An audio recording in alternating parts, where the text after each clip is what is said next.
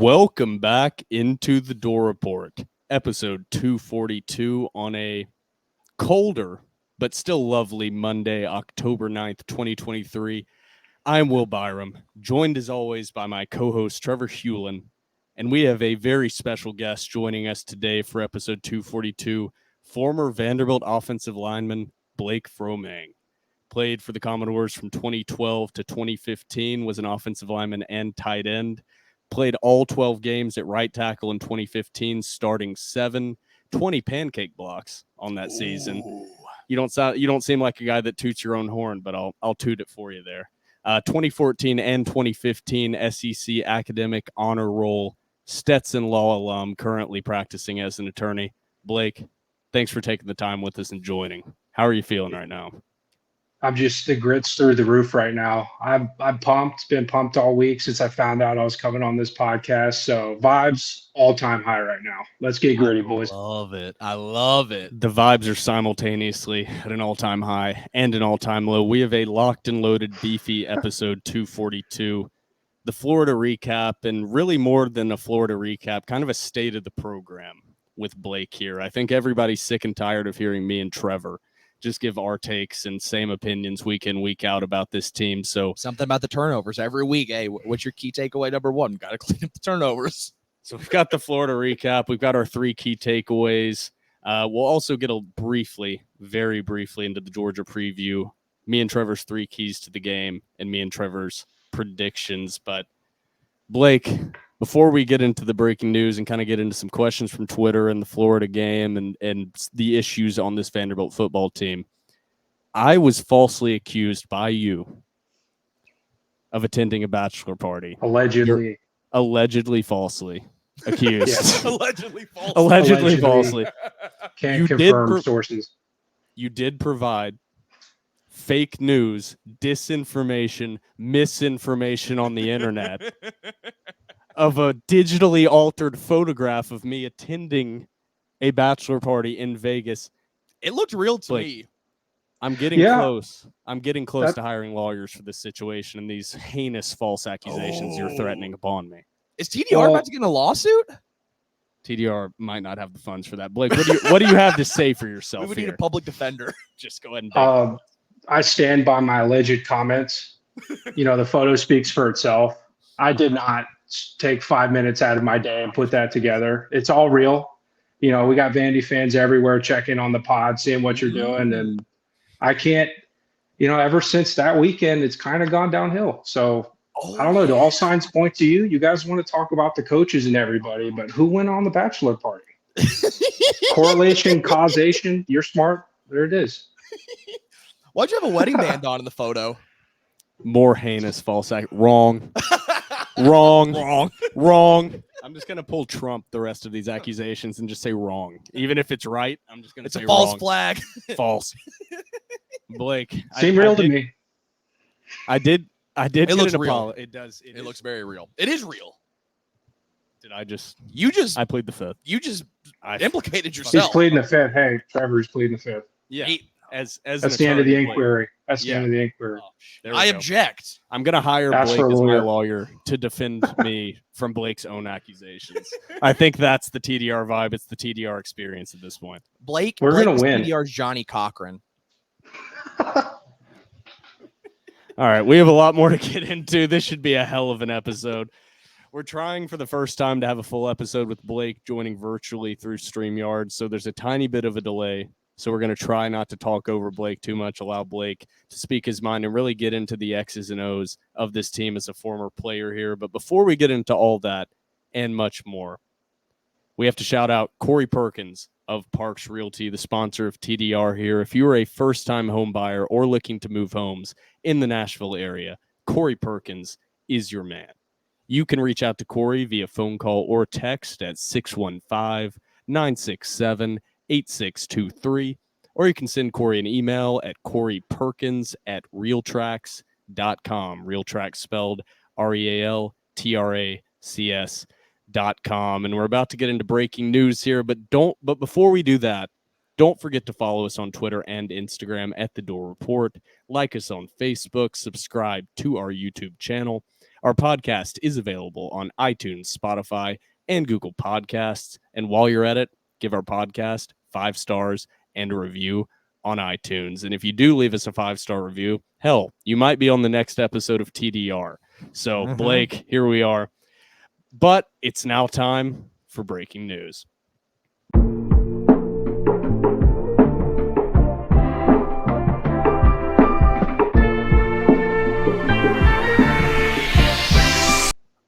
All right, Blake. All right, Trevor. You ready to get into this Florida recap? The doors fall in a disappointing performance. 38-14, 5 straight losses for the Commodores, moving them to 2-5 on the season, 0-3 in conference.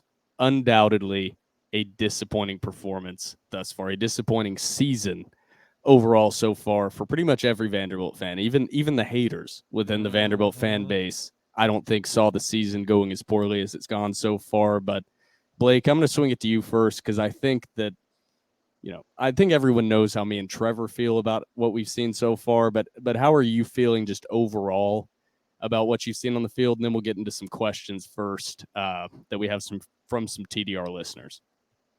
Honestly, it's like the halftime speech from every given Sunday. We're a yard short, we're an inch too short.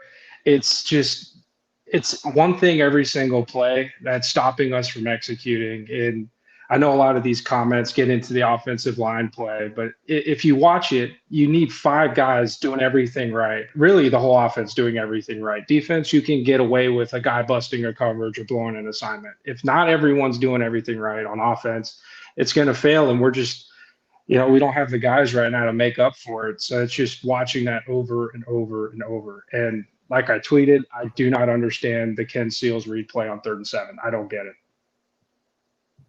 Makes no sense to me. Yeah. And I love Ken. I love Ken. And before we get into more questions, I just want to ask you, and this might be a question. I don't know. I didn't preview this.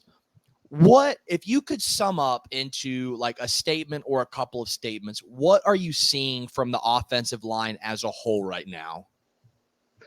It's just what I said. It's not the same person every time. It's the footwork's a little sloppy on one play and someone gets through, or there's a missed communication, or someone doesn't get out of the stance quick enough on silent count. It's not one guy who's just ruining it for everybody. It's just one little thing every play. And the problem is when you're going against these SEC players, which I'll tell you, they're freaks. When you're on the field with them, you're like, where did you come from? But that's who you're playing. And when that's who you're playing, you make a mistake, they're going to capitalize on it every single time. I mean, I'm going to say it from the stands. I have the same perspective as well. And I've only been on the field for one game prior to the Vanderbilt-Georgia game. I think it was in 2019, and saw some of those guys in person. And I'm 6 foot, $170, but I do not envy anyone that has to go up against them on the offensive line. So, Blake, we've got some questions. Most of it is about offensive line. Shocking. Okay. But first up, A1 Day 1, Justin Kemp, dog. Absolute dog. Nice bark there, Trevor. Justin asks, the beef on the line is the best it's ever been, but could Vanderbilt ever come up with a scheme that would be unique and hard to game plan for? In the SEC, you can't go lighter and faster, but something unique. That's the $1 million question right there, Blake. You have any ideas? That's a good question. I do want to say there's some beefy boys up there. We're body positive here, so that's all muscle, no fat. No fat. But no fat on that offensive line. To address the comment of what they can do, I'm going to take it back to my days with Franklin. When we had our offensive line was really good. Every single one of those guys was incredible. But when you're going against talent and you got 350 and then, inside and you got freaks of nature, my height, and run a 4.6 on the outside, you got to get the ball out. So I'd say, what makes sense to me is if they go back to what worked for us and just get Will Shepherd out on a key screen and have someone block for him. Just space it out. If the O-line is struggling to get it done, just make it our best 2 athletes against their best 2 athletes. And that's a bread and butter play. And then from there, the defense will move out because they got to stop that from happening, get the men out of the box. And then that opens up the run game and everything else. So going into the Franklin era, I was in high school at the time. So a lot of my nostalgic memories might be a little too positive and too simplistic. I played a little bit of high school football. I was nowhere near even an FCS or D3 football player. What is so complicated about, consistently we saw in the Franklin era, getting the ball to J-Matt on the outside on these wide receiver screens and one-on-one situations, getting the ball to Chris Boyd, getting the ball to Jonathan Krause. What, from a former player's perspective, is preventing this team from doing that right now? I don't know. I've watched it, and it kind of seems like just inside runs and then throw it deep to Will Shepherd and see what happens there. But honestly, it's get Jade McGowan, Will Shepherd, put Quincy Skinner, someone out. I mean, we have so many playmakers. Just throw them the ball and put Logan Kyle or someone. We need a gritty blocker. That's what we need. Yeah. Just all grit. Doesn't have to be the most athletic guy on the team. Jonathan Krause actually was responsible for Jordan Matthews. Should love Jonathan Krause. I love Jonathan Krause. That man laid the dirtiest cut blocks. He blocked everybody as hard as he could every single play. So shout out him. Jordan Matthews also a freak. He's not getting those yards without being a freak. But I don't know. The answer is I don't know. That seems like such an easy adjustment. Then you get Swan in rhythm, throwing easy passes. He gets confident. Oh, look, 15 yards. Defense changes, run the ball. It makes it easier on everybody. So I don't know. I mean, they get paid the big bucks. I'm just a lowly attorney trying to argue against adults every day and get paid for it. So that's pretty much all I do over here. But no, I was a huge Jonathan Krause fan. Trevor, I know, has a follow-up to that. But on NCAA 14, the final game that was made, I would always, in the first year, Jordan Matthews would win the Heisman. Doesn't matter. I would put up stats with him. And the next year, because of his gritty blocking that I would watch on the field, Jonathan Krause would win the Heisman. Simply because he deserved it. Yeah, he was doing the dirty work on the outside. Watch all the old tape and just watch Jonathan Krause. He is the unsung hero of that group. And we had Austin Carter-Samuels at quarterback too. That side, J-Rod's the first year. Austin Carter-Samuels could throw the ball, but he can't run. But we still made it work. We won games doing that, and it's easy. Takes the whole defensive line out of the game. We constantly say that, and I'm glad to have some validation here, and we're not just dumb, inathletic fans as we're constantly accused of being. So I'm glad we can get some validation on that point. Blake, I got to follow up to your point about, or Justin's point really, about the size of the offensive line. But first, while we're on the Jonathan Krause, in honor of the Georgia game coming up, Jonathan Krause putting his body on the line, going across the middle, taking that huge targeting play against Georgia to set Vanderbilt up for I think it was a Jerron Seymour touchdown. It was like fourth down or something like that, and he got absolutely cracked over the middle. It was an ambulance pass, but he took that, and it won Vanderbilt the game. The more we're talking about Jonathan Krause, the more I miss him. I miss a lot of those guys, dude. Oh my goodness, he was a freak. He was an athlete too, but he just was like, I'm gonna go get this block every time. He didn't miss. Those are the gritty players that I think build those teams and the success that we saw from Franklin that we have not seen outside of the Franklin years, the teams you were a part of in the last 60 years. Not exaggerating. No, yeah, literally. I mean, seriously. Yeah. And so, Blake, I've got a follow-up question, particularly on the size of the offensive line. So before the season started, and I imagine this stat still holds true, Vanderbilt had a top 5 heaviest line in college football. Now, obviously, traditionally, you want your offensive line to be big. You want your offensive line to be physical. I think that's probably going to be the case until the end of time. Is it possible for an offensive line to be too big to where it's hard for them to get out of their stance, they lack mobility, or is it simply with those interior guys, you want them to be as big as possible? That's a great question. I can tell you from personal experience, I came in at like 260, 270. And when I got up, my fattest day was 318. And I had a long, hard look in the mirror that day. Personal thing. But yeah, it's harder. It's harder to get, it's a lot harder to get out of your stance. It's harder to stay in shape, honestly, but it depends on what offense you're running. If you're running the downhill pro style, when your guys got to go straight, fine. But when you're running, RPOs, second level stuff, and you need athletes, you can't, it's tough when you're that big to be able to move your feet, especially with these, linebackers are better than they've ever been. getting your hands on them. We look so stupid on TV. Like, for example, if you watch offensive linemen go out on screenplays and try to take out a defensive back, sometimes it works, but sometimes they shake you and you look like you look so unathletic and fat. And you just fall on the ground. You're like, oh my God, I have to watch this on film tomorrow. So it's the scheme. I mean, it really is. If you're just running downhill football, yeah, you want a big line. But if you're like, we got to get out in space and block people, like I think that's what we're trying to do at the RPO. When you're like second level, we got to get hands on guys. You got to have people who can move their feet. And it's tougher when you're bigger. Yeah. A little bit of a follow-up. A little bit of a follow-up there, Blake. You talked about your heaviest time. Before we get into the next question from George Barkley here, what was your 40 time in college? Just out of curiosity.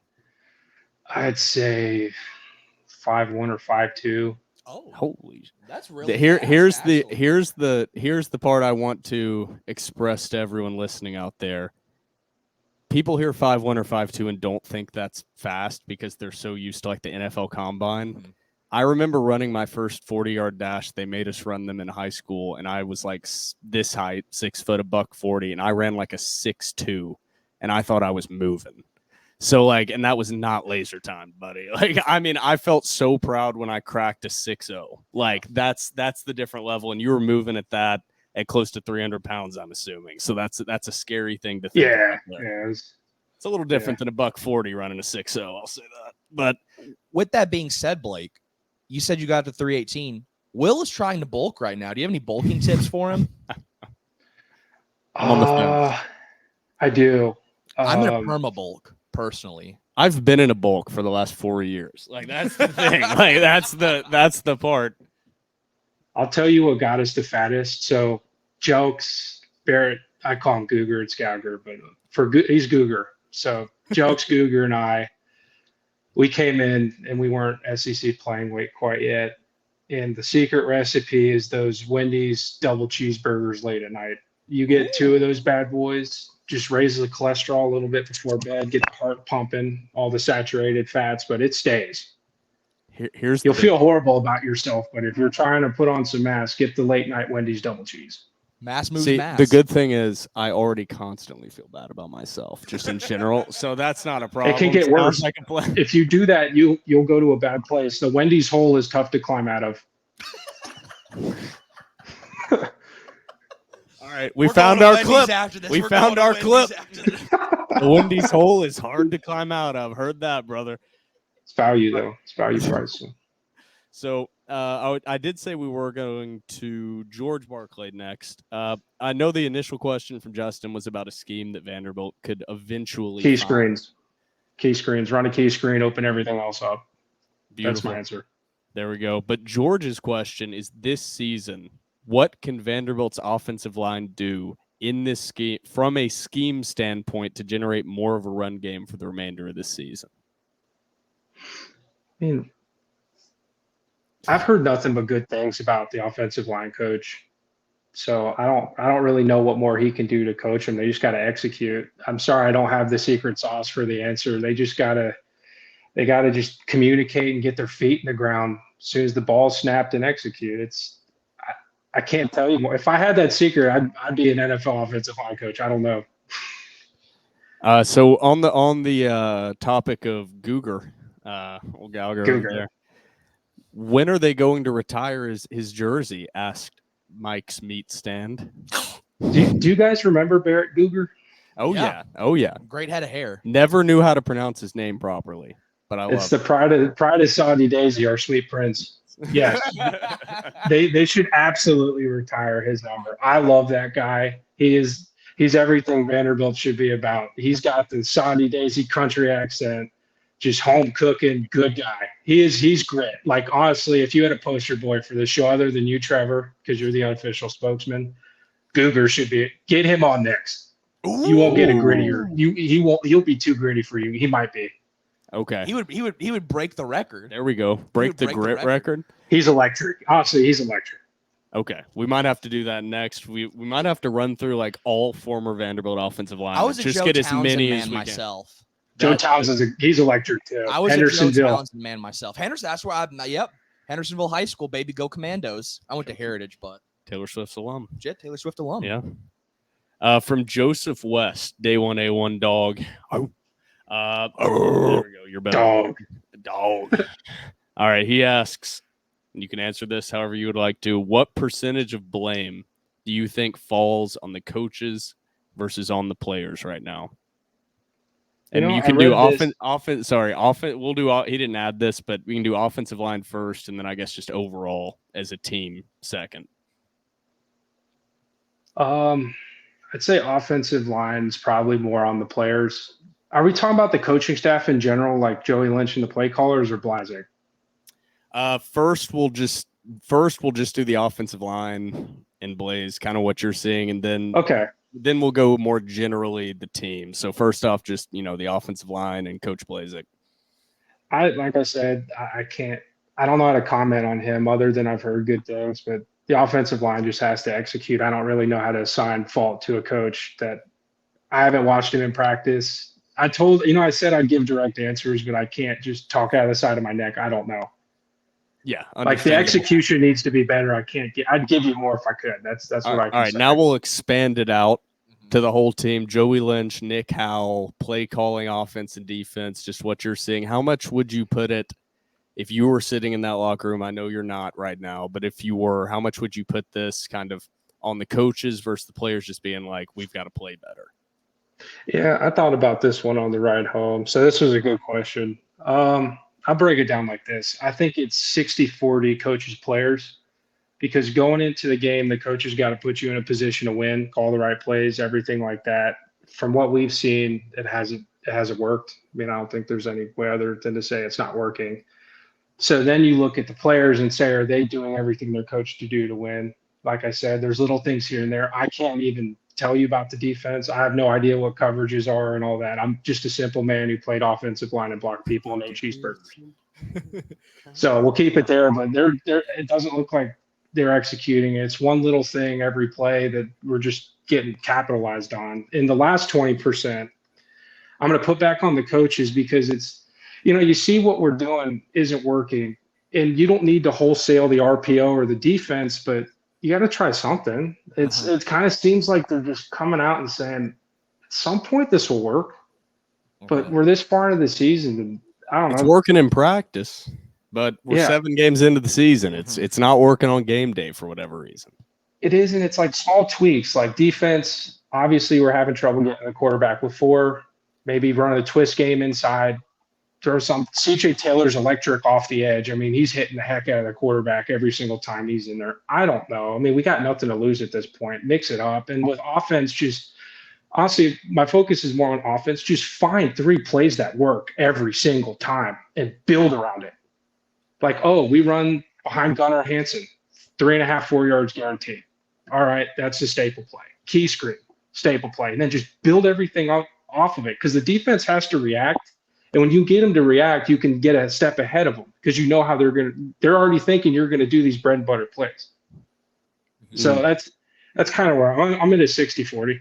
That was one of my old school high school coaches that didn't believe in concussions. Favorite things to say was defense is reactionary. That's why I'm as dumb as I am now, is he didn't believe in those darn things. Brain just rattling around my head. I actually got my worst concussion in basketball, which is I got knocked unconscious. Ooh, that was a rough one. Blake, I got a follow-up question. I guess it's all of us about the offensive line. I on this podcast, I have been a self-pronounced Gunnar Hansen stan. I don't think. Then again, the unnecessary roughness penalties, they bother me. But there is a part of me that I'm like, you know what, dude, I want to do this. Got a little bit of like venom in him, so I'm kind of cool with that. And the procedural penalty. So I guess I have 2 questions. One in particular about Gunnar Hansen. What do you see in him in particular? Is there something about his game you like? And then a follow-up question, and I can ask this later too. On the previous pod, I was like, Bruno, Blake, somebody, tell me why there are so many pre-snap procedural penalties, because I didn't know. And you actually DM'd me a great answer. So if you could just kind of speak on Gunnar Hansen and what you see in him, and then we'll go back to the procedural penalties and how that actually is a much more complicated answer than just simply knowing a snap count. Absolutely. So with Gunnar Hansen, I'm not going to tell you I've sat and watched all 22 from every single game, but when I've keyed in and I watched him, I like his footwork. He's young. I like his confidence. Getting out there, I'll tell you, when I went out there the first time, I was like, holy hell, this is real. But his ability to just get out there and play, and yeah, he's got a couple things here and there that comes with it. No one's going to get through a season without penalties. Sure, he can clean it up fine, but I don't look at him and blame him for much here. I think he's good. I think he's got next level talent if he keeps doing the right things. Here we go. What do you think, Phoebe? You asked if Phoebe was real And she's before we biting started. Will's mic. Now she's interrupting you, trying to destroy our equipment. Jeez. Yeah, and then to answer your other question about the pre-snap penalties, I'm so happy you asked me this because I think it's so easy as an offensive lineman. Basically, you only get recognized when you mess up, and to dissect it a little bit and understand what's going on, this will help. And I'll give you like an example of what is going on. You know, say I hate Tennessee. We're not playing Tennessee in this example. Screw those guys. Yeah, no. I don't know, Kentucky, for example, right? And you got Josh Allen out there, and it's third and long, and the stadium's so loud you can't hear anything. And you're lined up you're lined up away from the center. You're not the guard who has him right here. Mm-hmm. So when you're getting in your stance, because the offense operates on silent count, so you'll see the center duck his head down and bring it up, or you'll see a guard put his hand out or bring it back. There's some sort of movement that triggers it. And every single one of the 5 offensive linemen has to keep that in their vision. As a tackle, it's tough because you have to look out at this freak of nature, 9 technique, Josh Allen, ready to ruin your quarterback's day and put you on national TV as a horrible offensive lineman. But you also have to keep the centers right here. So everyone's jumping on Jawan Taylor and stuff. Why are you so far back on the line? It's because he needs to see everything going on, and he's got a freak out there. So when you're going out there, you got to look at the center. You got to look at your guy, and you got to keep the count in mind. Is it on 2? Then you got the crowd noise going. And sometimes you miss when the center ducks the first time. And then you're like, oh, my God. If you lose the count, there's no worse feeling in the world. But, it's on 1 or 2 or however they do it. But, on top of that, you're keeping track of all that. Then they bring up linebackers and corners and stuff, and you have to communicate to your offensive line and say, he's coming, which changes everyone's blocking assignment to move to the left or right or however it shifts. And all of that's going on pre-snap. And I don't know how old Gunnar Hansen is. He's like 19 or 20. You got a 20-year-old having to do that mental chess on an SEC network in front of thousands of people. Sometimes it just doesn't go right. So I'll be a little defensive of the offensive line. Give them a little bit of credit. It's very, very, very, very difficult. It's hard. It gets really hard. Yeah, I think what we always like to say is TDR does not do the thing that you hear out of a lot of Vanderbilt media coverage, which is the subtle disrespect of low expectations. Is the only reason that we're hypercritical of things is because we want these guys to succeed so damn badly. Like any negative take that we have here is like, I hope to be proven so wrong. And look so stupid. Like if I criticize an offensive lineman, like if I say something about Hansen and he goes through the best game he's had all year, I'm like sitting at home like, hell yeah. Yeah, like, prove me wrong. Yeah, prove me wrong, please. We do have one more question here, Blake. I do want to Can I finish one more thought on that? Yeah, absolutely. Go ahead. I want to give Julian Hernandez a little grace too, because the guy has got to snap a ball against the biggest guy on every single team, hitting him right in the mouth every single play, shotgun. And he has to look through his legs and look up and call out who the middle linebacker is. Like, it is hard for every single position up there. So if there's one thing anyone takes away from this podcast, it's offensive line is very hard. They work very hard. Mistakes are going to happen sometimes. That's just the nature of the beast. Yeah, I think something we always like to point out, and you can tell us if this is untrue, but a lot of times I think the center gets called the quarterback of that offensive line. They are. It's the 2 positions that move that gambling line the most. Number 1 is if the quarterback is out, it's going to move. Number 2, if the center is out, that line is going to move a lot. So I think that I'm glad you called that out, because I think that's a position that doesn't get enough credit or criticism often enough. But we do have they got to do their job, though. I'm not excusing everything, but like before you go to tweet at him, it's like it's hard. It's not an easy thing to do. So I'll leave it at that. I do have one little follow-up on that before we get to the last question. Is it harder or easier for a center? I know that wasn't your position, but to be snapping to a quarterback in the shotgun or be snapping to a quarterback under center? Under center. I've got to imagine under center is easier. You'll notice how all of them hold the ball like this now instead of they have like a cone grip on it. I think that helps them, but I don't know. I mean, it's hard. Someone's hitting you in the face. Their strongest guy. You see all the weightlifting videos where they're squatting houses and benching it. That guy's hitting you in the face while you got to snap a ball to a quarterback. You got Jordan Davis, right? Like face mask. It's hard. Yeah. It's hard. And then if you miss-snap the ball, which is like the smallest portion of that play, the entire play is ruined. So everyone hates other side totally botched. Yeah. But we do have one more question here from at East Coast Waves. He says, how important is running back talent when it comes to the success of the offensive line? Can good running backs overcome a bad O-line and still gain decent yardage? I'm going to name drop Jerron Seymour because he's a dog. He's one of the few guys who could do that. Yeah, dog. Yeah, I'm barking too. Yeah, he's absolutely dog. Oh, yeah. The jitterbug. But, I mean, watch the game. If three guys are in the backfield when he's getting the ball, what do you think he's going to do? Just jump cut and get out of their way? If the offensive line isn't blocking, the play's done. But, yeah, I mean, sometimes they scheme the defense perfectly. The gap is sealed up. Everyone's gap sound on defense, and you need like a Le'Veon Bell or Jerron Seymour type to make a jump cut and hit the hole. So I think the success of the running back's a lot more predicated on the offensive line than vice versa, obviously. But, yeah, having a good running back who's got vision and patience definitely can change the game. And Blake, following up on running back personnel, this could totally be a non-factor whatsoever. But from an offensive line perspective, is it more reassuring to play with a running back that is sort of like that jitterbug that can make a cut, or did you prefer to play with a running back that was very downhill, ran with his pads, ran right up the middle, tough runner, or does it really matter?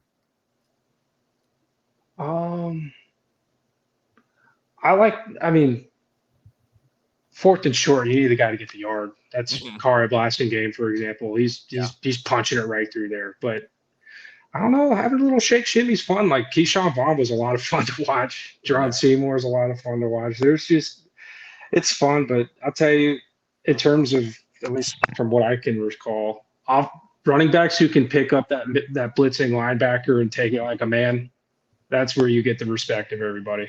Yeah. Because they get wrecked. Yep. Just a dude with a full head of steam and just having to stand there and just hope to stand your ground as much as possible. If you could take that, you got my respect. So I did have a couple, not follow-up questions, but just questions in general. So one of my big points throughout this whole offseason about the offensive line is we had high expectations, me and Trevor both. But I really wanted to hit on that Vanderbilt lost Ben Bresnahan and Gavin Schoenwald, who were tight ends and were good catching passes, but were also kind of de facto secondary offensive linemen within those schemes. And Blake, I know I think it was your junior year, played some tight end as well, and were kind of a tweener type position at that point. How important is it to have good blocking tight ends, and how much does that impact an offensive line? It is so important. I mean, look at Kittle or Gronkowski, what they did in the run game and how that opened everything up. I mean, tight ends get asked to do a lot of very difficult blocking assignments. One thing I'll never understand, and I want to put this out there, is I don't understand any offensive coordinator who's like tight end against defensive end one-on-one on a pass play.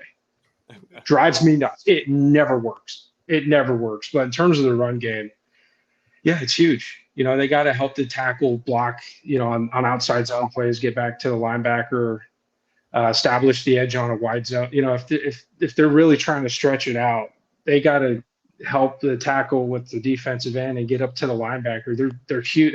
They're just as important as everyone else on the line.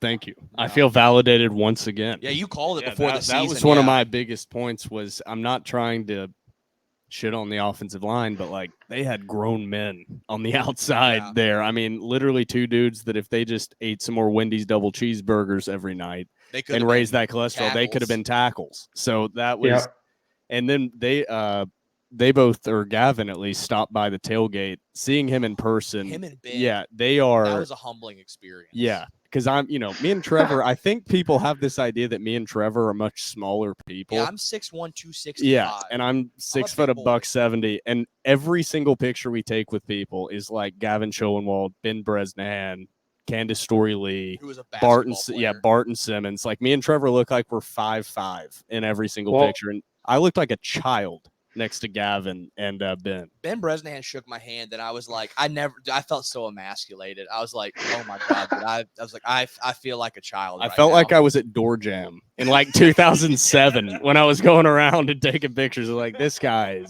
he's not real. There's absolutely. Did you give him a firm shake? Dude, I tried. It might not have been. Got to establish your dominance. Honestly, dude, I went in and he probably was like, dude, this guy should not be talking about football. He just gave me the weakest handshake. My fingers are like crumpled. I'm not gonna lie. At that point, I'd had quite a few cocktails and some cigs. Yeah, and cigs. I didn't shake hands. I dapped up. At that point, I think Gavin. I don't want to throw shade on him. I think Gavin had also partaken in a few cocktails as well at that point. But it's funny because Gavin Schoenwald's dad and my dad work at the same company directly with each other, which is very, very random little tidbit there. But Blake, thank you for answering all the questions. You want to join us here for this beautiful and fun Florida recap here? Yeah, I got you. Time? Awesome. Yeah, I got some time. So the show goes on. The show goes on. So as I said at the beginning here, Vanderbilt moves to 2-5 on the season, 0-3 in conference, with a 38-14 loss to the Florida Gators, a team that they beat last season 31-24. 5 straight losses for the Commodores. The first quarter was pretty competitive, 7-7. I won't get too detailed into the recap. We always shout out Vandy 24/7 Robbie. If you want to see a full play-by-play recap with timestamps, subscribe to 24/7. Check out Robbie's articles. He does a fantastic job recapping the game. This is a majority our reaction. So in the first quarter, the big play to Will Shepherd, obviously, right after Florida had a 94-yard drive in just 3 minutes and 27 seconds. The longest drive this Vanderbilt defense has given up this entire season. But right after that, CJ Taylor gets a big play on a running back pass for some reason. Why in the world did Florida call a trick play after effortlessly moving the ball down the field in the first drive and half their second drive, and then they decide to dig into the bag of tricks and pull out a running back pass? Blake or Trevor, do you have any explanation why they would make that play call and CJ Taylor capitalized by making a great play? Do coaches just overthink it that much? I don't know. I mean, maybe he's been playing conservative all year and everyone's tweeting him saying, mix it up. And he's like, now's the time. Push the button. Let's go. Just not the time. Bell Billy, man. That was a weird. I tweeted too. I was like, because I don't know. I feel like trick plays have this weird connotation of like desperation, which I do appreciate. Like, I love a good, like the Statue of Liberty play against Ole Miss in 2011 is like, the fake jump pass. I don't know if you call that a trick play, but just stuff like that is absolutely electric. But whenever you have a team like Florida running that against Vanderbilt, it sort of screams desperation. And I tweeted, I was like, why do they just run a trick play? That I only called. Usually me and my dad watch the games together. If we don't, there's usually about 10 phone calls during the game back and forth. There were only 2 during this game, and that was one of them because I just had to call him and say, can you imagine how angry we would be at Vanderbilt's coaching staff if we just had a 94-yard touchdown drive in 3.5 minutes, created a stop on defense, got the ball, we're driving down the field, and then ran an RB pass and turned the ball over on an interception. Vanderbilt did a good job there. They immediately turned that into points on a long Will Shepherd touchdown pass. I don't have the actual yardage of that play in front of me. I think it was, 70 yards? Also, Dave Neal was drunk during that game. Oh, my God. CJ Taylor got 4 steps in bounds on the interception. He goes, did he pick that? And I was like looking at my TV. I was like, did my eyes deceive me? Like, did he not just get like 10 steps in? And I'm like, no, they did not deceive me. I'm like, Dave Neal is buckled at 3:00 on a Saturday. It felt like one of those early season basketball games when ESPN wasn't sending the people or their Oh, it was all announcers remote. actually out to the or to the gym. They were just doing it remotely, and they just didn't have the perspective they needed. That's what it felt like the whole game from Dave Neal. I was like, I think this man is drunk. I'm hypercritical of announcers because I want to hear Billy Derrick on the SEC our Network beautiful crew. golden boy. Our beautiful boy, fly away, sweet prince. He should be the new voice of the Commodores. See, I love Andrew Allegretta, but put Billy in the booth. I want to hear Billy Boy. Dude, Billy and Joe Fisher. Oh, electricity. God, I miss I do Joe love Fisher. Warren Norman, but God, man, dude, Joe Billy Fisher. and Joe would absolutely go. Cinema. Martin Scorsese's cinema. Absolute cinema, but Will Shepherd gets away. I won't hit on this too heavily. Gets away with a little face mask It was to a the clean play. cornerback. It was clean. He Will- gouged his eye out. That DB's blind. I watched he that lost an play and I eye. was like, what horrible effort from that cornerback. Why would he do that? And then I watched the replay and Will Shepherd had like turned his helmet around His by pulling retina his is face mask gone. down. We're that due was for one of gritty. those missed calls. We're due for one of those, though. We get them Yeah. so bad. And real quick, maybe the offensive coordinator on that running back pass was like, got to put it on film for next week to keep the defense guessing. Because now they'll know you're crazy enough to try it. So you got to plan for it. Waste practice reps planning for that. I don't know. Blake, I got a question for you, and this is totally off topic, and I hate to interrupt the flow, but since you're a former Vanderbilt player, there is this idea, and I don't even want to say it's an idea, but as a fan, I wholeheartedly believe it because I've seen it literally all my life. My dad has seen it all his life. There are just so many awful phantom calls and crucial plays against Vanderbilt. And I know every fan base says this. I know they do, but they're wrong and we're right. It actually does happen to Vanderbilt. Were there ever times that you were in a game and you were like, what the hell was that? They're like, you in the moment, you're like, that did not happen. And then they show the replay and you're like, what are they looking at? You know what I mean? Oh, yes. Oh, my God, yes. And I'll tell you, it's been a while, been hit in the head too many times, but I do remember there was one against Texas A&M. I don't remember exactly what play it was, but James Franklin was just chewing this ref out. And I think allegedly, I don't remember all the way. Again, allegedly, the ref kind of was like, yeah. Oh, So, really? I'm not, hey, no names. I just what I remember, but Oh, yeah, I allegedly. absolutely. Allegedly. You can't say it doesn't. Yeah, you can't say it doesn't happen. How does that happen to us in every single big game?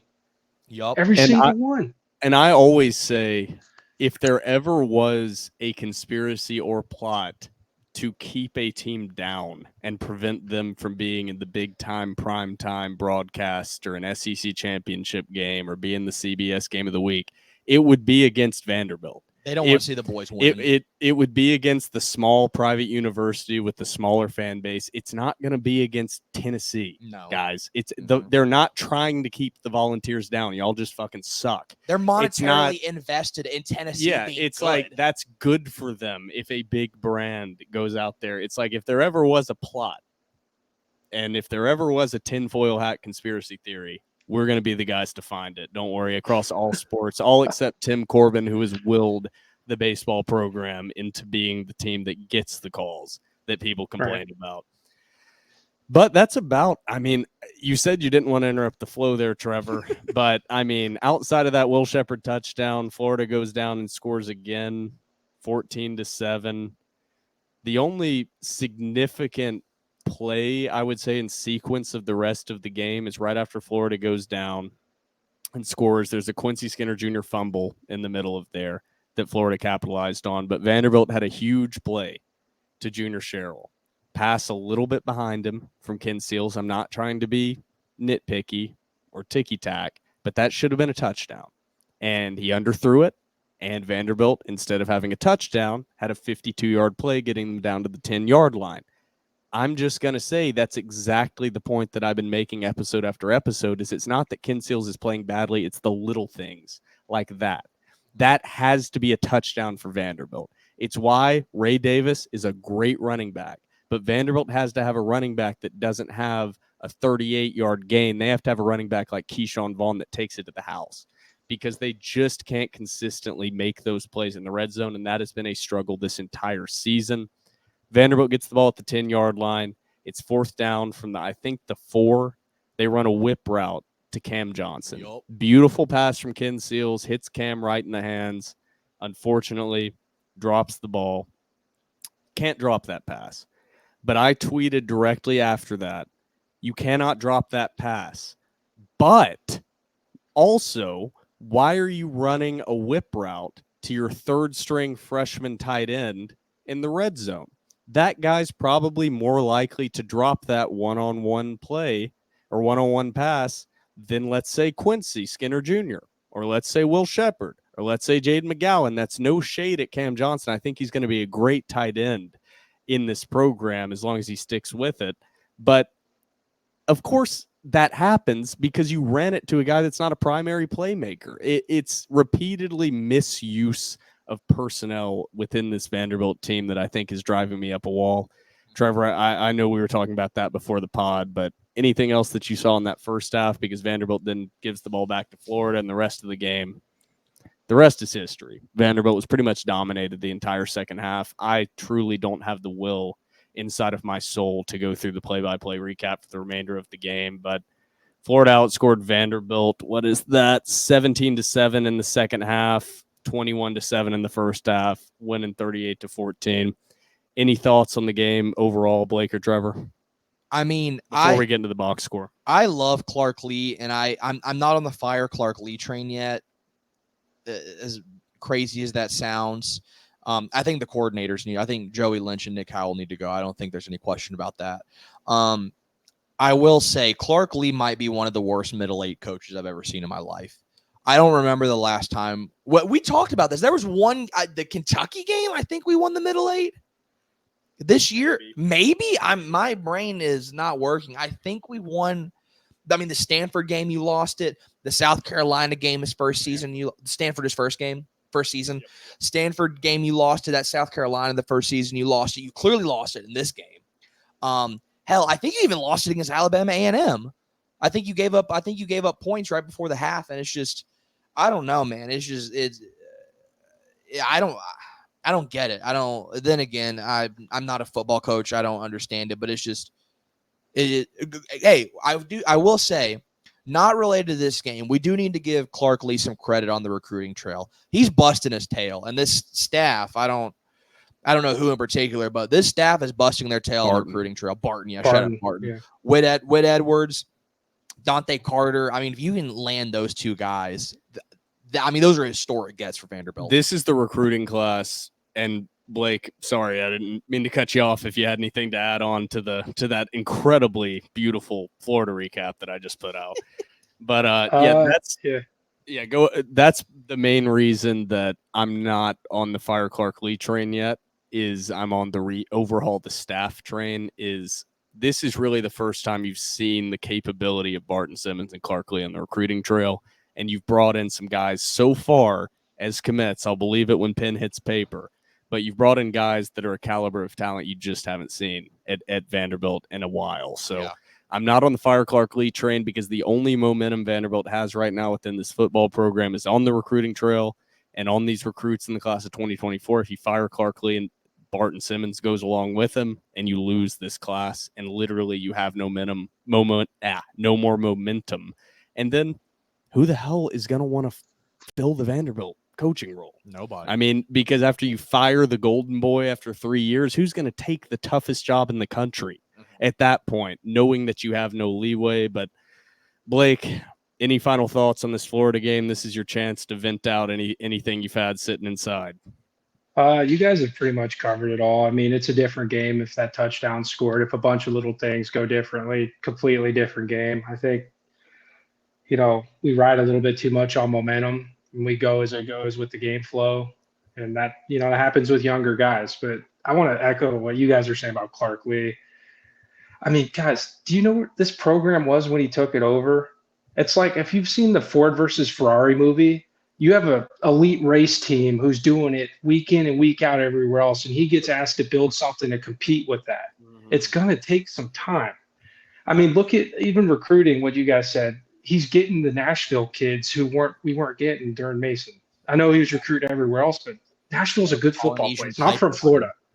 Yeah, I'm from Florida, so high school football is huge here. I'm like, okay, Tennessee's got some guys, and he's getting them. He's getting them to stay home. And the other focus is he's getting the administration behind him, which we haven't seen since James Franklin.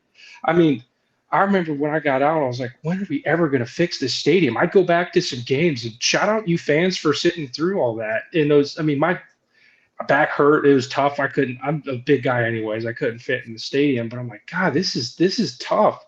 But we got that development coming. It's frustrating. There's going to be growing pains. We're competing with people who have all the support for decades and decades and decades. We're just getting into it.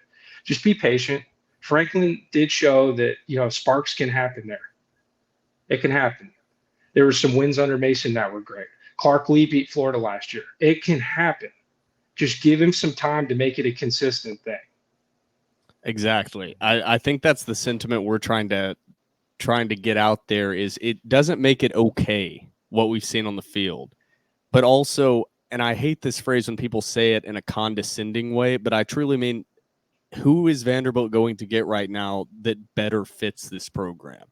And who is Vanderbilt going to get that's not going to abandon this program like James Franklin did after the first sign of success? And I truly believe that Clark Lee, if he went 12-0 and went to the SEC championship, this is where he wants to be. He wants to raise his family in Nashville. He's from the area. He played here. This is a guy that, if he has success, can change the entire trajectory of this Vanderbilt program like Dave Clawson has done at Wake Forest. Mm-hmm. So I think that adds value in and of itself, is he's going to be loyal to this Vanderbilt program. I believe that. I hope I'm not wrong. So the administration and fan base has to show a little bit of loyalty to Clark Lee. And so that might sound up in the clouds, positivity, but that doesn't save anything from what I'm talking about with the rest of this OC and DC and the rest of the staff. I mean, I don't understand what the scheme is. I don't think I've asked you this yet, Blake. Things are running together at this point. But me and Trevor were trying to discuss this. You hit on finding 3 plays on offense earlier in this episode that are, staple plays within the offense. And we were trying to figure out, what is this team's identity overall? They're obviously not a defensive team.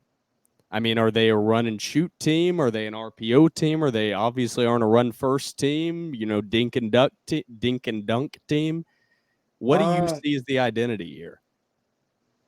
Try to run the ball and Hail Mary to Will Shepherd and pray. I mean, I'd like to see a lot more like, and listen, if Joy Lynch is listening to this, or anyone, I know how hard you guys work. I know a bunch of coaches. I'm not trying to just get after you at all, but like what we're running just clearly isn't working. We gotta switch something up, and I'm sure you guys know that. But I speak for probably most people and I say I just want to see it just like you guys do, and hopefully we can get it right. It's year 3. It's time to see some of the fruit come to fruition, and it's gotten worse. So I'm going to run through the box score real quick. Some quick team stats. Florida averaged 7 yards per play during this game. Vanderbilt's running backs totaled 29 total yards as a group, and Graham Mertz had his best passing performance of the season, completing 30 of 36 passes for 254 yards and 3 touchdowns. All of those things going, and then we'll run through the Vanderbilt box score here. Ken Seals, okay. I mean, he managed the game. That's how I would describe how he plays quarterback versus AJ Swan. Ken Seals is a game manager. AJ Swan is a guy that can go out right now as a sophomore and throw 3 interceptions and complete 16 of 40 passes. We saw it. Yeah. He can go out there and have a performance like that. He can also have a performance that wins you a football game. I think the ceiling is tremendously lower with Ken Seals, but I think the floor is tremendously higher with Ken Seals. That's fine. It just depends on your perspective of how you view football. I prefer the guy at Vanderbilt that has a high ceiling, because I think you need guys to win you football games. I don't think you can win games at Vanderbilt by just allowing the win to come to you by playing mistake-free football. I could be wrong. That's kind of how I feel on that. But Ken Seals was 19 to 34, 276, as a car revs by our apartment here. Is that talk Good about Ford God. versus Ferrari? Oh Yeah, my Jesus, God. you brought that into real life, into reality. 19-34, 276, 2 touchdowns, no picks, 53 QBR. Granted, 120 of those yards were on 2 plays, so that's going to skew it a little bit. Mhm. The running game, the running back position, this is where it gets ugly. Cedric Alexander was the leading rusher, 8 carries for 27 yards, 3.4 yards per carry. Jade McGowan, obviously a slot receiver, so not included in that 29 yards that I was referencing earlier. 2 carries, 25 yards, no touchdowns. Patrick Smith continuing to be less involved, 2 carries, 8 yards. Ken Seals, of course, sacks count in. 7 carries for 6 yards. On the receiving front, Will Shepard, once again the leading receiver, only 3 catches. I'll repeat that. 3 catches for Will Shepard, 107 yards, 1 touchdown, a majority of that coming on the first score for the Commodores early in the game. Junior Sherrill with that big 52-yard reception, 2 catches for 64 yards. Richie Hoskins coming in with 2 catches for 48 yards and a tutty. Patrick Smith, 1 catch for 15 yards. Quincy, 4 catches for 12 yards, and obviously that very detrimental fumble. Damn it, Quincy. I want you to get the ball more. Don't fumble it. I want to see you in space making plays. I love you, Quincy. All right. You Don't might be the biggest Q supporter. He's one of the most underutilized pieces of talent that this Vanderbilt program has ever had. He's a freak. He is a guy that should be getting 10 to 12 targets a game, and instead he gets 3 targets a game maximum. And that's even if he sees the field. It doesn't make any sense. I don't care what they're seeing in practice. I know what I've seen on game day and in spring practice. He is the second best wide receiver on this roster, outside wide receiver on this roster. No diss, Jaden. Well, I mean, it's Jordan Matthews, Chris Boyd, Will Shepard, Quincy Skinner. I mean, I'm going to throw in the boy Krause there. I'm going to throw in the boy Krause. No, Krause a dog. So I already said what I had to say about him. Dog. A little Kalijah maybe, but he's a guy that I've used the reference. I don't know if you'll remember him, Blake, but Amir Abdur-Rahim is another guy that I feel very similarly about him that I do about Quincy Skinner. It's another just freak athlete that every time the ball gets thrown to him, it seems 90-95% of the time good things happen, but they just stay uninvolved in the offense, and I don't have answers to it. I don't know. Get him in space. Get him in space. Just get him in space. He always makes the first guy miss. Yeah. Just throw the ball out and let him go 2-on-2 and watch him work. Just do it. And if it fails, I'll eat it. Just blame me. Blame the door report. Blame Blake. No, don't blame you guys. Blame me. Just put it all on me. I'll eat it. We've taken plenty of blame. Try it. Take some more. I've seen it work more than it doesn't work. I'm getting an ad play here in the background on ESPN. We'll run through the rest of the stats here. Cam Johnson, 2 catches, 11 yards. Logan Kyle, 1 catch, 8 yards. Cedric Alexander, 2 catches, 6 yards. McGowan, very uninvolved, 2 catches for 5 yards. How in the fuck is he that uninvolved? That's a fireable offense as well. Once again. Yeah, just not getting him the ball. I mean, one of the fastest guys in Vanderbilt football Sorry history. for my language, everyone out there, but I'm very frustrated. We'll mark this as explicit again. Yeah, once again, we will have to mark this episode as explicit. Vanderbilt loses the turnover battle. Shocker. Again. Shocking. I know they haven't won the turnover battle yet this year. That's fine. On defense, Savion Riley led the team in tackles, 12 total tackles. Brian Longwell, 7 total tackles. Rinaldi with 6. Tyson Russell, Langston Patterson, CJ Taylor, and DeCosmo, and Ethan Barr with 5 each.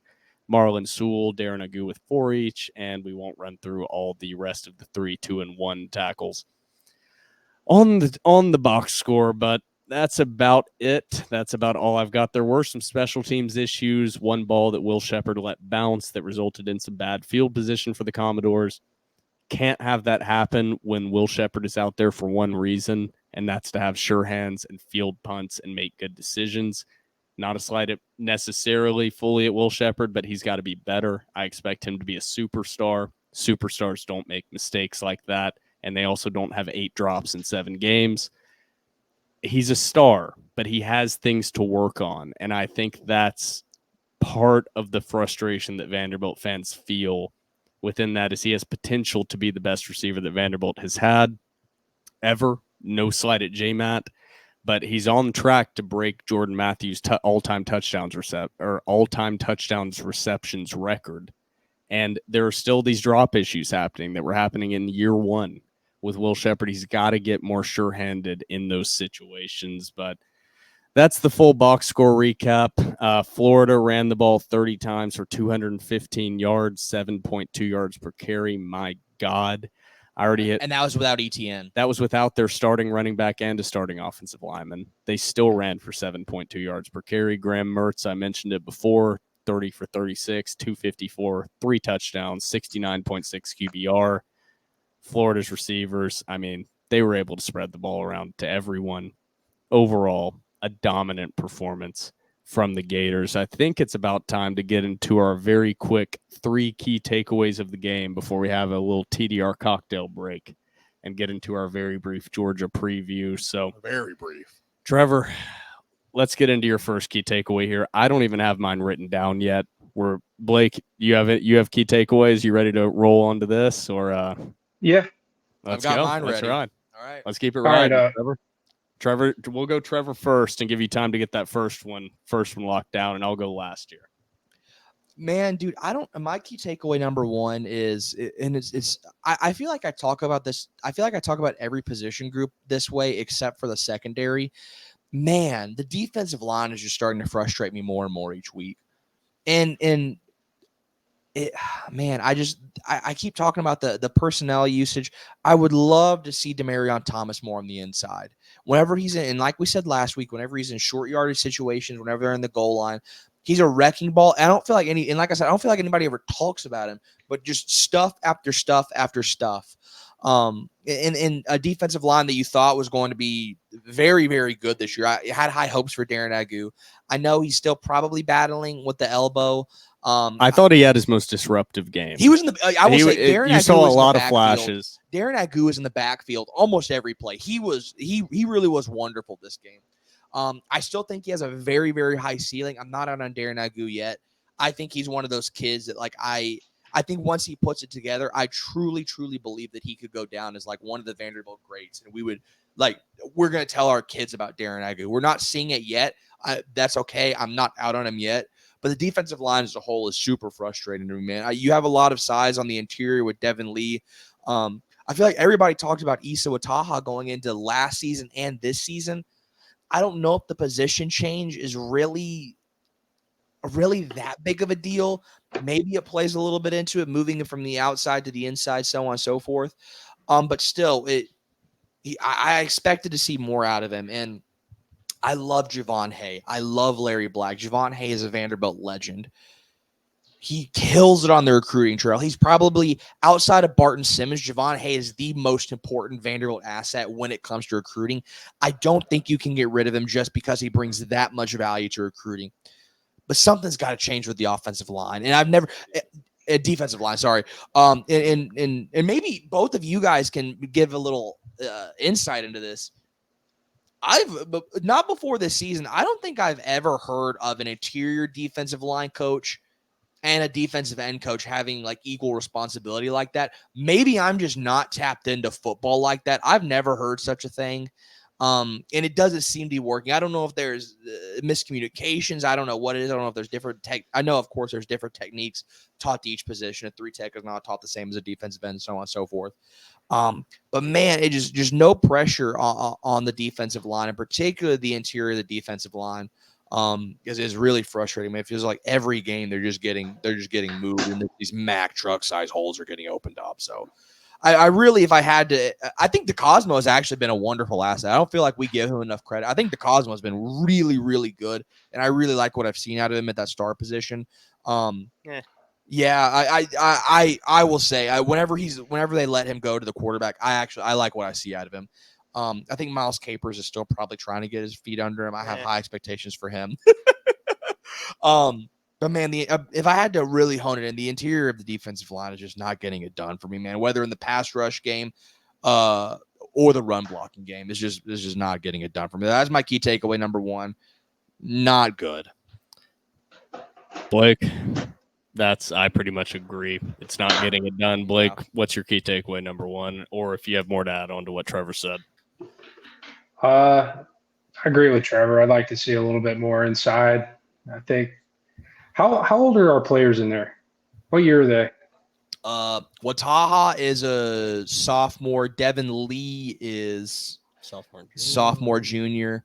I think Bradley Mann has been really good. Christian James, it was his first game back. I thought probably once again getting his legs underneath him, coming back from that bad injury. I think it's actually going to be massive for Vanderbilt to get him going.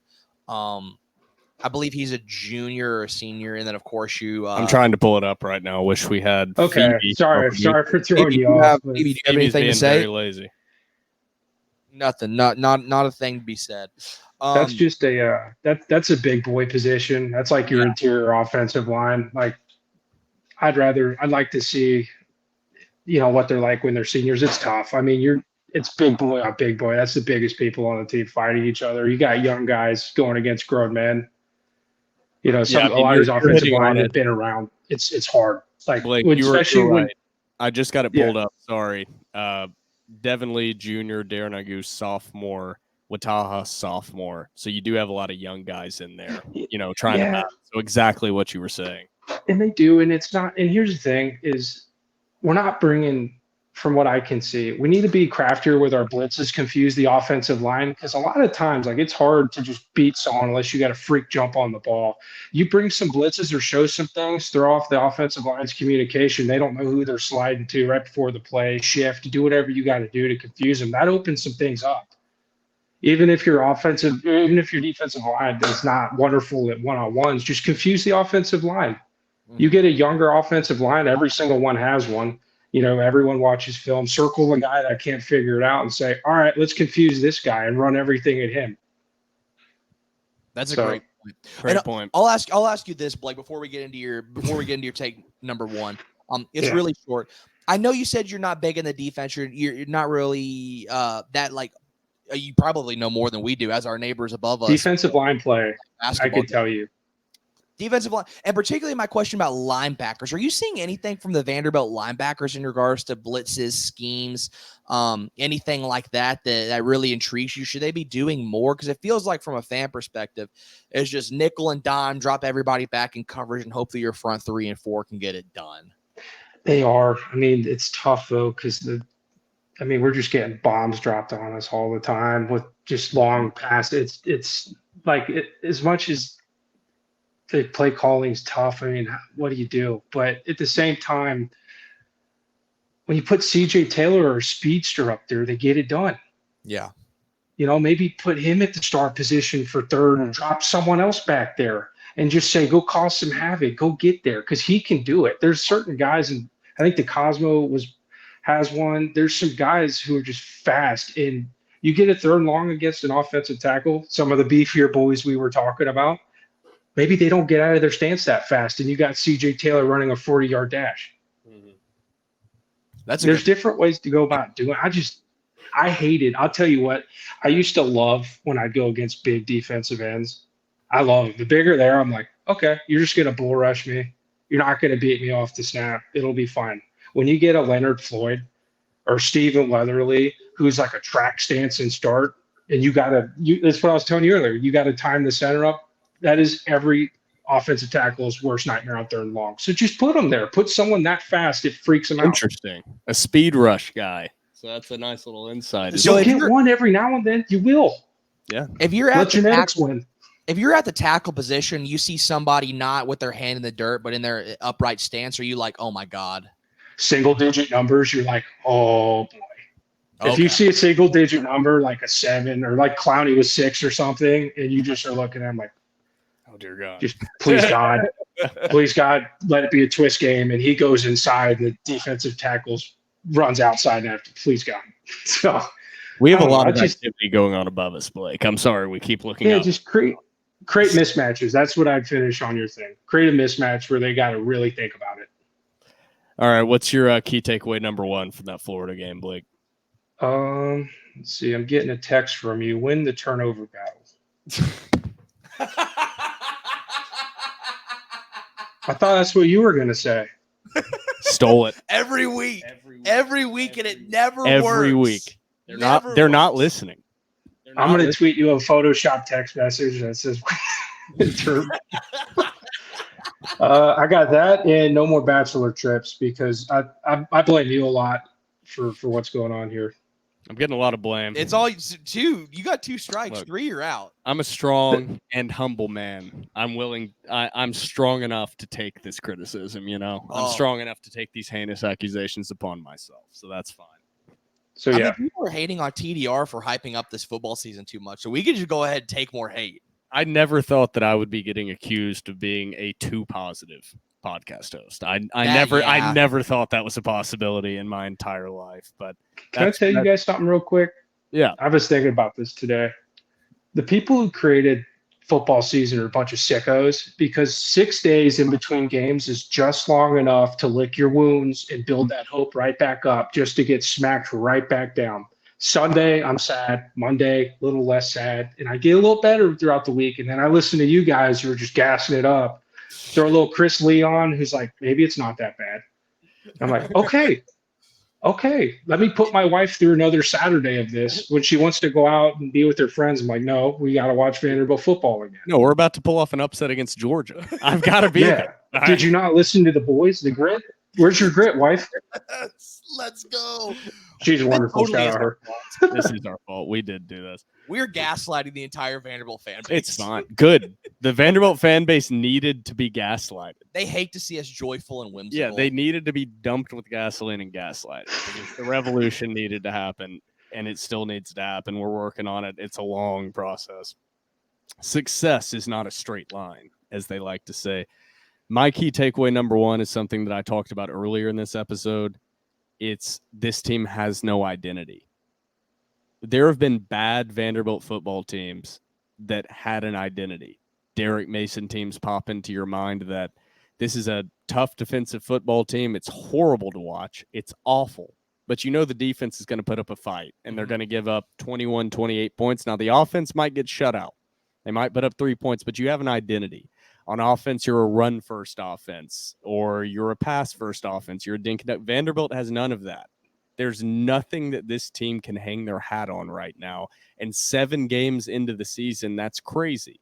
To be sitting here and saying we have no idea as a fan base that has watched every single snap of this team multiple times. I have no idea what their goal or game plan is from week to week. I don't know what they want to do. I don't know what they're trying to do, besides they're going to throw 5 fade passes to Will Shepherd in weird times. That's the only thing I can guarantee week in, week out. 1 slant. And if AJ Swan's playing, they're going to try to make him fit the ball into windows that an NFL quarterback would struggle to fit the ball into. If Ken Seals is out there, he's going to dump the ball off 15 times a game, and old Vanderbilt heads are going to clap about that. Because he threw no picks. Yeah, because the average depth of target so far from AJ Swan throughout the season, and I have it written down here, is 11.41 yards. This is not including the Florida game, but it wasn't much better. Ken Seals during the Missouri game's average depth of target was 7.83 yards. So no shit, he threw less interceptions. No shit. He's not being asked to do the same things. So you kind of had an identity under AJ Swan that this is a team that can turn the ball over at any moment, but they can also hit a big play and score at any moment. Now you've put Ken Seals in, and they don't turn the ball over anymore, but they've put up 21 and 14 points after we were disappointed in a 20-point performance against Wake Forest. All of a sudden, 21 and 14's something to cheer about because he didn't throw picks, but we're not moving the ball. It reminds me of 2015 when Johnny McCrary was at quarterback and he was turning the ball over consistently, and then he was benched. And then you had Wade Freeback, and we weren't turning the ball over as much, but we're also not moving the ball up and down the field anymore. That's what it feels like under Ken Seals. He's not going to win you a game. We're a big fan of Ken Seals, but the only identity this team had was with AJ Swan at quarterback. Now they have nothing. There's nothing to hang your hat on with this team, and there's no hope for the future. So that's my positive. That's my positive key 1. Trevor, what's your key 2? So I only have 2 keys because they really kind of blend in together. Yeah. I kind of want to highlight this, and I know we did previous pods to where we want to be like, Clark Lee, show some more emotion, get into some guys. Shout out to Coach Lee. He's finally showing some more emotion, but it almost feels like, and I get I'm going back on my word. I get I'm contradicting myself. This is a fan podcast, as we say all the time. Tweet me your hate. I don't care. It almost feels like too little, too late, and it feels like not like a last ditch effort, but trying to get the chemistry up, trying to get the boys going. And man, it's just not working. And if that's not his natural disposition to show emotion like that, I'm okay with a stoic Clark Lee sometimes. I'm okay with that. I do enjoy him getting into officials. Whenever there's bad calls and whenever somebody needs to get torn into, I love that. I think that is necessary in football. But it almost just seems like too little, too late, and it doesn't seem like the team is responding to it. Because whenever a coach gets into you, whenever he grabs you by your face mask, it's supposed to be a wake-up call. And it just doesn't seem like they're responding to it. And that is frustrating. So I guess I'm going to bind my two keys into one. Is Clark Lee showing emotion? Yeah, that's great, but it's not working. It just seems like you said, with no identity. It also seems like this team has no chemistry, and that's frustrating to me. I mean, we can go into I don't know if we want to go into the Will retweet, but yeah, whatever. Blake, what do you got as your key takeaway number 2? I know we've been going a minute. Can I combine mine? Absolutely. Whatever you need to do. No read option on 3rd and long. That needs to be buried. Burn the film on that. Bury it. Needs to go. And second, with Ken Seals, I do think they're putting a little bit of a limitation on him. He's a veteran guy. He's smart. I think they need to give Ken Seal a choice of 2 play calls and say, can we run the ball here or can we pass the ball? He's smart. He's veteran enough to read this defense and say which of these 2 plays is going to work, instead of saying throw it to Will Shepherd for 20 yards or hand it off. I'd like for them to give him a little bit more autonomy. Again, Seals Team 6. I'm a Ken Seals fan, and I want to see him do well. He's done it the right way. You know, I got hurt a lot just like he did. I went through some similar stuff, to what he did, and I want him to win. I think he can do it. He's got the right attitude. Ken Seals, baby. Well, we love that guy. Dog. So I was missing here. Had to use the restroom there. The pee was brewing. My bladder was very full. Classic mistake, but I didn't want to stop the flow of this episode. Creatine. I haven't been taking creatine, so I need maybe that's part of the bulk. Need to get on creatine and start pounding jugs of water. Trevor, did you do your key 2 and 3 there? Yeah, I combined them: team chemistry and Clark Lee showing emotion. Okay, so that's basically what my key number 2 was going to be. Was more hitting on the team chemistry. Something has changed with this team is my key number 2. There's a lot of returning talent. I think I brought it up a couple episodes ago. I don't know if it was Mike Wright. I don't know if it was Ray Davis. I'm assuming it was a lot to do with Mike Wright. He seems to have an infectious personality from social media, at least. But this team statistically is not that much worse than they were last year. If anything, they're slightly improved statistically from last season across the board. You can go check it on sportsreference.com, ESPN, wherever you want to. This team has not statistically dropped off that much from last year. But obviously something has changed. Something's missing. I don't know what that piece is. I'm not in the locker room, but you can see it and you can feel it. When this team gets down, the sideline is down. It's just my raw emotional response from going and watching a replay of that Florida game is you didn't see it last year, but the moment they got down 21-7, it felt like the emotions from the players were this is over. And I know that's not the case. I played sports as long as my unathletic body would allow. I know that's not as simple as that in the locker room. I know there's a lot more. The players put in 100x time that we put in at covering this team, but it feels like this team is kind of a little bit lost faith in the direction of this program and Clark Lee and this coaching staff. And that's my second key takeaway from this game. My third one I might have to make up on the spot. I'm just going to say it. My third key takeaway is you've got to clean house. On that same note, you have coordinators. Yeah. I'm not on the fire Clark Lee train. Yeah. I'm not on fire every single position coach, because not every single position coach necessarily in the nitty-gritty is doing something wrong. I absolutely And they have agree. certain recruits they bring in. But Nick Howell And Joey Lynch, Blake, you don't have to agree with this statement. That's fine. You don't have to put it publicly out. But Joey Lynch and Nick Howell have to be fired after this season. They truly suck. This team has regressed with more talent. And that's truly amazing to me that you can be stagnated from year 1 to year 3 with scheme. It's the same scheme. It's the same lack of identity. It's the same problems that we saw in the loss to ETSU to start the Clark Lee tenure. We're seeing the same problems in year 3 against UNLV. Something has to change. There's been a lot. You see it constantly across the country, staff turnover. It's constant. Vanderbilt has had the opposite of that, a very continuous staff. It's been the same guys, and it's not working. It's kind of like what you said, Blake. It's not that I have any better necessarily ideas, but you have to at some point change up what you're doing. It just feels like you're beating your head against a brick wall of no success. It's like watching the Titans.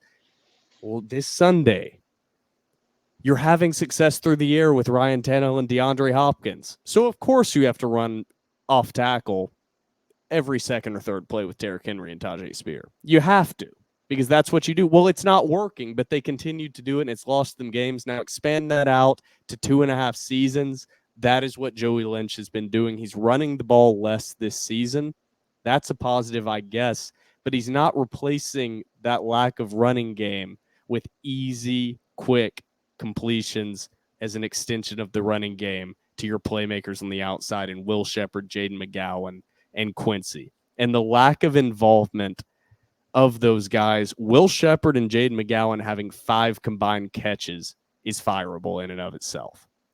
And that's happening consistently. Every other team in the country seems to be able to get the ball in their playmakers' hands with the defense's primary focus on them. Why can't Vanderbilt? Why can't Vanderbilt seem to get the ball in their hands? Well, the defense is focused on them. Is the defense not focusing on other teams' primary playmakers? Because it seems like they're having a pretty damn easy time getting the ball to their guys week in, week out. Joey, that's literally your job. I don't say that lightly. That's literally your job, is to scheme open your playmakers. And it hasn't happened in 2.5 seasons.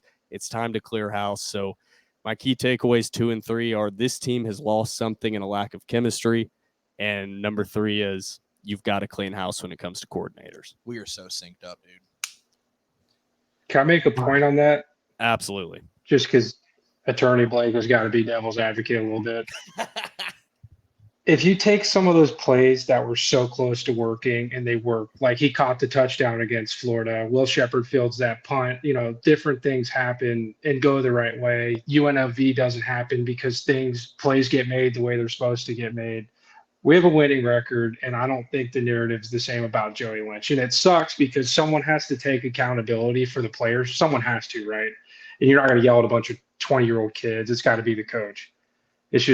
It's tough. That job is so tough because that's your livelihood, is just betting on kids you recruit. And if it's as simple as throwing and catching the ball, and if they can't do that on one play, everyone turns on them. But I get your frustration. I do. I absolutely understand it. It's frustrating. I have to. Yeah, and I get it. I got to say what I got to say. Yeah, as a devil's advocate myself, I've just got to throw in, I 100% get that. And I actually, 2 episodes ago, put a majority of the blame on the players. I think I actually put like 70% of the blame on the players. And I was the opposite. And Trevor was the opposite. And I've shifted a bit. I'm a player's coach. I've shifted a bit I like that. on that because I get that Cam has to make that catch. He schemed him open. But he's a true freshman third-string tight end wearing number 48. That can't be your primary read on 4th and goal. That's fine. That's fine if that's your primary read on 2nd and goal. But that's a make or break play, and you have to go to your dogs in that situation. I wouldn't be upset at Joey Lynch if he schemed that exact play and Will Sheppard dropped the ball. If he schemed that exact play and Jaden McGowan dropped the ball. If he schemed that exact play and Quincy dropped the ball, you wouldn't be hearing these criticisms from me. That play in particular, and I've never been a big fan of Joey Lynch. His whole scheme feels like he's just trying to run the same offense as everyone else in the country. You can't do Yeah. that at Vanderbilt. You've got to be a step ahead because you simply are not playing with equal talent across the board on your roster in the SEC. You're just not. So you can't have boneheaded decisions like scheme that play to Cam Johnson, and he's done it his entire career. He doesn't deserve to have a job.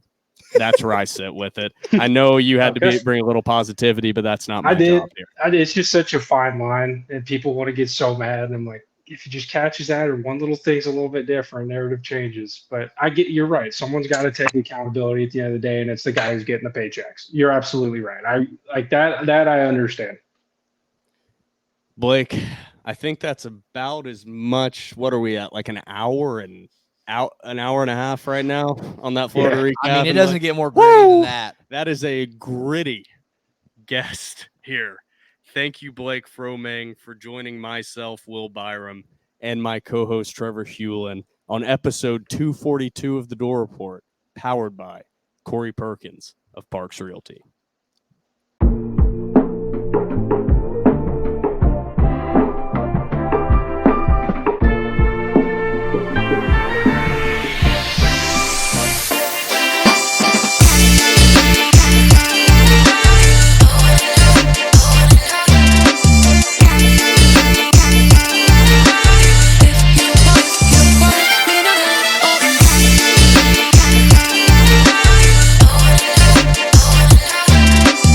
Welcome back from the TDR cocktail break, episode 242. Me and Trevor want to thank again Blake Fromang for joining segment 1, recapping the Florida loss and kind of getting a state of the union of Vanderbilt football and a nice kind of, state of the union. I'll just stick with that phrase. But Trevor, salute to our president, Blake Fromang. Yeah. Nothing but respect. Nothing but respect for my president. But we have a very fun, and I'm sure it will be detailed, breakdown of the matchup that Vanderbilt has against Georgia. 11 a.m. on CBS at the bank. Dear God, the Georgia Bulldogs, 6-0, back-to-back national champs, number 1 in the country. And they had a close game with Auburn. Had a kind of close game with South Carolina, but coming off a 51-13 victory over the Kentucky Wildcats, who were ranked number 20 in the country, and Vanderbilt got a nice glimpse at by getting their ass kicked by them the previous week. Trevor, is this truly a week that we're just like, dear God, don't have any of our main players get injured?